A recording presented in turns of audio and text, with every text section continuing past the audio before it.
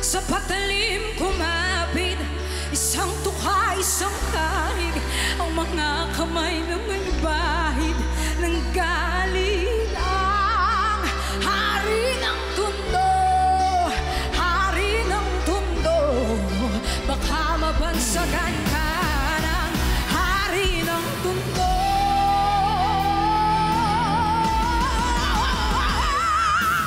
Minsan sa isang lugar sa Maynila, maraming nangyayari, ngunit takot ang bilang. Sabihin ang lahat, ari mo'y kagat-kagat. Kahit itabo'y di mo pwedeng pigilin ang alaman na buhay-buhay nuway magpapatunay na kahit hindi makulay, kailan magbigay pugay sa kung sino ang lamang. Mga bitong ang halangan, kung walang hangalang ay umupo ka na lang hanggang sa amin nagpasya na sumayo ka sa agos. Wasakin ang mga kadena na siyang gumagapos sa kwento na mas kustig pa sa bago tayo ng loob.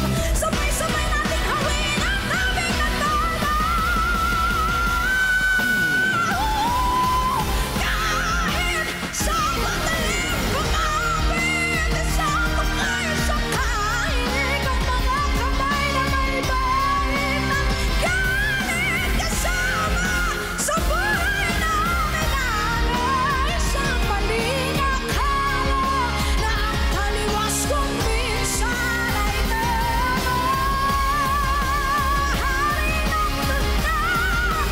hari ng mundo, baka mabansagan ka ng hari ng mundo.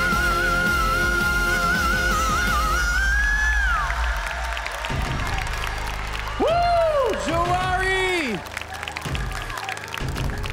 Gandang pambuhay naman yun sa round 2 ah. Nice one. Siyempre, tatanungin natin ang ating clash panel kung ano masasabi nila. Grabe naman. Natakot naman ako sa'yo. Parang yung hari ng tondo, ikaw na ngayon ang reyna ng tondo. Kahit si Isko Moreno magre-resign para sa'yo dahil sa pagkakakanta mo na yan. Yan ay isang sobra. Sobrang-sobra talaga. Thank you so much. Grabe yung highs and lows mo. Napakagaling mo ngayong gabi na ito. Congratulations. Sobra. Thank you po, Miss Ai. Joari, alam mo, from your curly hair down to your shiny boots, you exude confidence, you exude strength and power, and yung iyong performance ay buong-buo. Ang boses mo buo din, even if it was high notes, you were able to carry it really good. So, I loved it and bongga. Thank you so much po. Joari, grabing opening yung ginawa mo. Talagang ginising mo kami lahat. Sabi nga sa VTR mo, hindi ka magpapasindak. Sinindak mo kami ngayong gabi. Ikaw ang nanindak sa amin. Ito yung mga comments ko lang, ha? Nung sinisimulan mo yung chant, ano yung iniisip mo? Yung chant ko po kasi it's about worship po. Okay. Hebrew worship po siya. Okay. Kasi dun sa dulo ng chant mo, parang humina ka. Ang in-expect ko sana kung chant, parang it ends strong to prepare for the song. Last na note ko. Dahil nga hari ng tondo ko, tama sila, nakakasindak, ang lakas ng dating mo. So dapat yung laser focus, tinitingnan ko yung mata mo eh. Minsan nandun, minsan wala. Sana yung laser focus mo mula sa simula hanggang dulo. Nafe-feel namin at pataas, lalo na ako ang kanta mo, hari ng tondo. Salamat. Thank you so much po.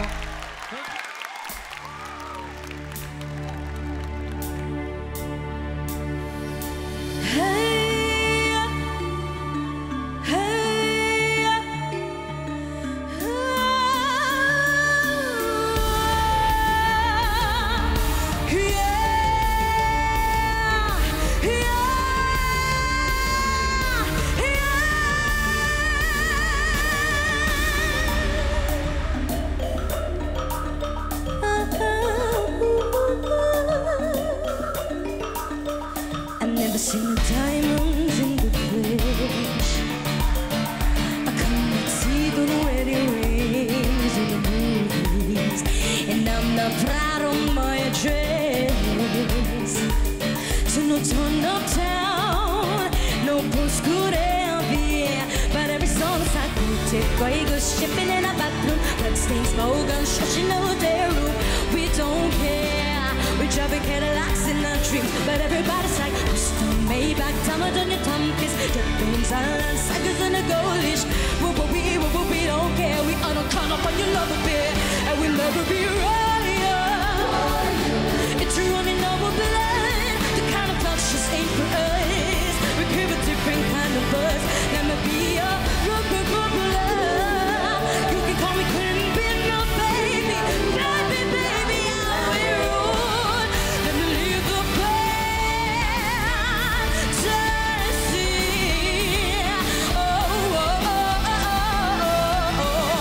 Let me leave that, let me let it fantasy. No.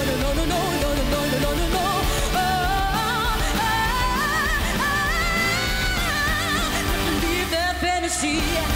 Let me live on fantasy. Let me